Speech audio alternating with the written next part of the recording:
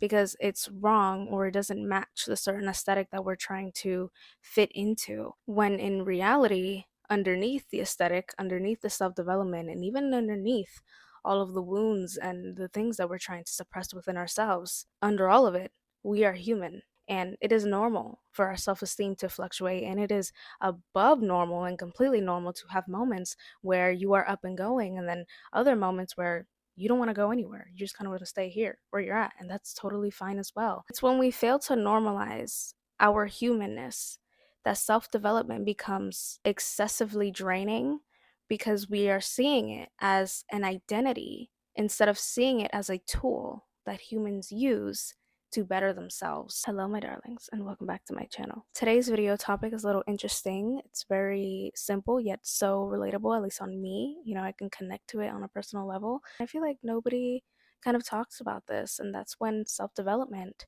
becomes kind of exhausting, when bettering yourself feels more like a chore instead of something that you enjoy doing for the satisfaction of becoming a better person. I think this especially happens to people who struggle with perfectionism or even imposter syndrome, where they just keep moving the goalpost, where they achieve one thing and they're just ready to move on to the next. Or maybe they suffer with perfectionism and just nothing that they ever do is good enough. So self-development kind of becomes that tool that they lean on to kind of fix and fix and fix and fix, and kind of never sit to understand or even feel. They're just looking to fix it and just move on. And I think that's kind of when self-development becomes tiring, because you look at it and you think, what about me needs work? Because I don't want this video to be super long or just me repeating the same things over and over again.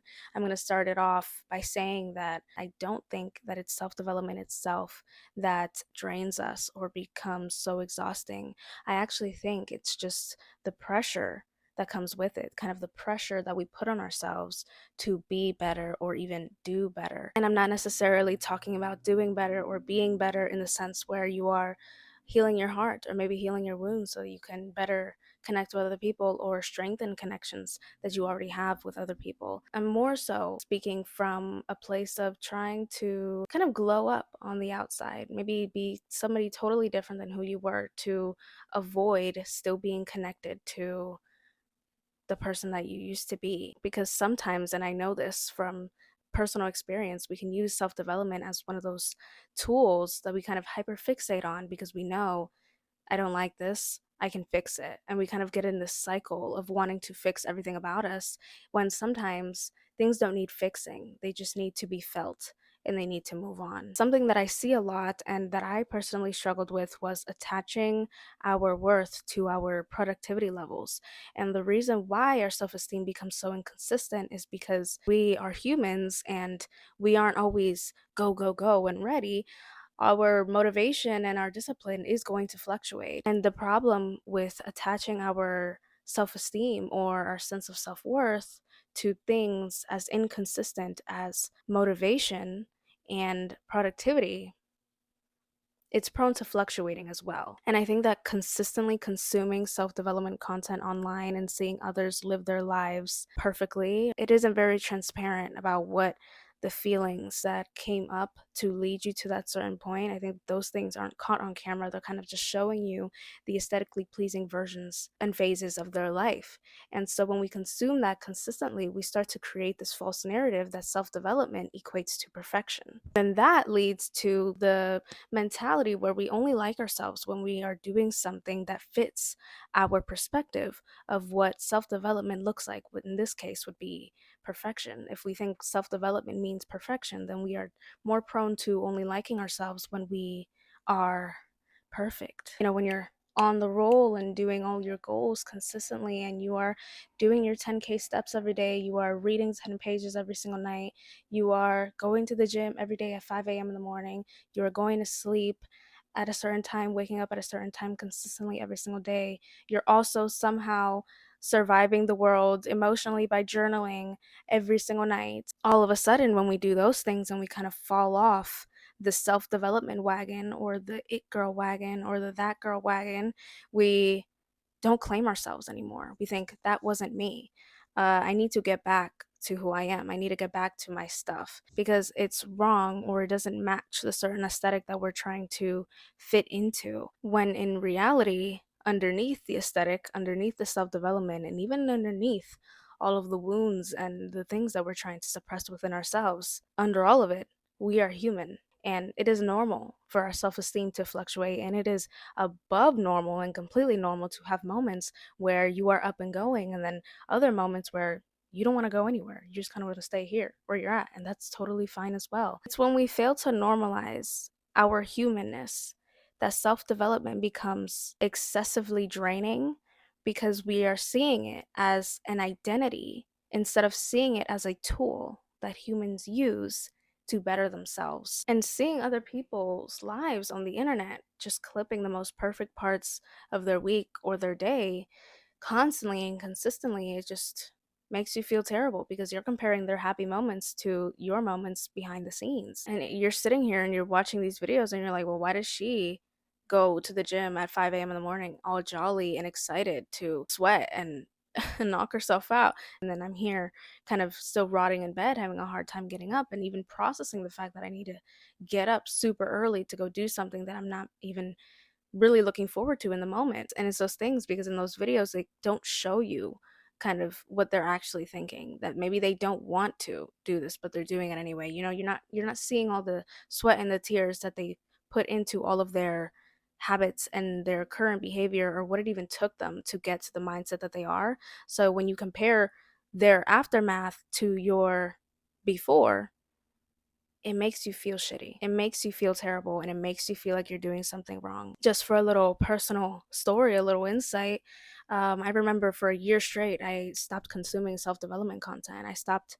seeing it as something enjoyable and more so a chore, because it was like every single time I saw it, it reminded me, at least subconsciously, that I needed something to fix. There was something about me that needed fixing, and it was like there was a video for every single thing. And it felt overwhelming only because I was seeing my healing process and my healing progress as wrong because it didn't look like what I wanted it to look like. I wasn't accepting my situation for what it was because I had no proof that there was anything good about it. It's not very often that people talk about how healing isn't linear. You might hear it often, but it's like people don't really explain it thoroughly like they would the aftermath after you do the healing. The best way I can explain it is that it creates this black and white thinking. Like who you are right now, the person whose motivation and discipline fluctuates from time to time depending on your very humanly emotions and very human moods, to this perfect kind of unrealistic expectation that people are selling you, all under the name of self love or self development. And during that time, I also realized that if we are human, that also means that we are not a project that we need to constantly be working on. In our everyday lives, we experience such situational events that sometimes all we need is our own perspective. Sometimes we only need our own perception on the situation that's being presented to us for us to make the correct decision. No how to video or self development video could ever possibly answer your question. Self development is the process of choosing the better thought or choosing the better behavior, but that information is too broad to be labeled underneath just good and bad, under just light and dark, because we are both. When we accept that we are both light and dark and that multiple things can be true at once, we free ourselves because now we aren't holding ourselves down to a specific label. Naturally, we gravitate towards things or labels like good and bad, light and dark, life and death to become more understandable, because when we are a mix of multiple things, we become a little harder to identify. It's harder to know exactly what we want when we don't know exactly who we are. So, what we try to do instead is that we try to categorize ourselves in the most pleasant categories. In this category, we become easier to understand, and then we know exactly what to implement in our lives to then live in accordance to that. When we get rid of these labels and understand that we're both light and dark and we're both good and bad, we kind of free ourselves in a way, because we understand that both of those things aren't inherently right or wrong. We kind of just make decisions based off of the outcome that we want in our lives. For example, if you want to achieve a certain body at the gym and you have two different decisions to make, one is go to the gym early or go to the gym every single day consistently so that you can achieve this build. And the other option is maybe not. Maybe you don't care about it that much today. Maybe you would rather relax at home and get rest. Both of those things are not bad or good. They just serve different purposes. So if you want to achieve a certain body type realistically, the choice that aligns the most with that outcome is going to the gym every single day consistently. It doesn't make it wrong or inherently bad because you want rest and you'd rather stay home and you feel unmotivated and you're listening to your body, because when it's all said and done and you do feel unmotivated and you don't want to go to the gym and you would rather stay home and watch a movie all cozy up on the couch, and you do end up making that decision, it doesn't make you a horrible, unmotivated, undisciplined, and terrible person. It just means you need something different in that current moment.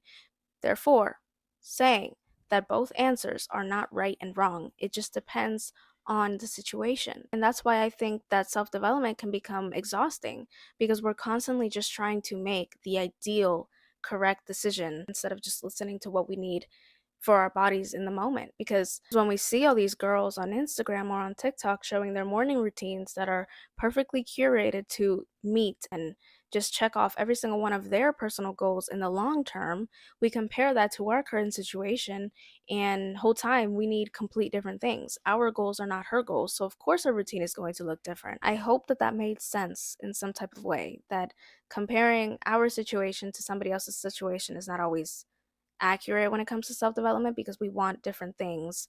And in accepting that we are different and that we require different things is when we start seeing self development as a tool instead of an identity that we hide behind.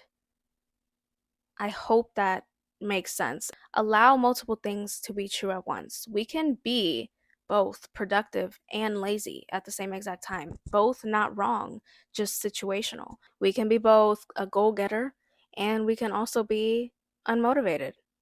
Both normal, both common, both situational, and especially both human. It's okay to want to step away from consuming all this content, because too much of anything can kill you. Let's be honest. If you feel like self development is kind of overwhelming you, then I want you to take some space from it and kind of make decisions for yourself in the moment and what you think is best for you, forgetting about what everybody else thinks you should do or what everybody else thinks productivity or self care should look like. Don't look for videos, don't look for advice, and don't look for anybody to tell you what to do. Trust yourself and make the decision for you and what you think is right, because that's another thing. Sometimes we overconsume self development content in a way to prepare ourselves so that we don't make the wrong mistakes and we're always on task or on our best behavior. And I don't think that's how that works. We cannot over prepare ourselves with things that we haven't faced yet. So while self development can give you advice on a situation that hasn't happened yet, you aren't going to know how to navigate it, and you aren't going to remember that advice until that situation presents itself into your life. So if it all just feels like too much, I think my advice would be to just step away from it and kind of remember the original goal, which is finding out what happiness means to you and learning to live content in your own life in your own way, because everybody's is going to be different. We have made it to the end of the video. I really hope that you enjoyed this video as much as I enjoyed making it for you, and I will happily see you in my next one. Bye bye.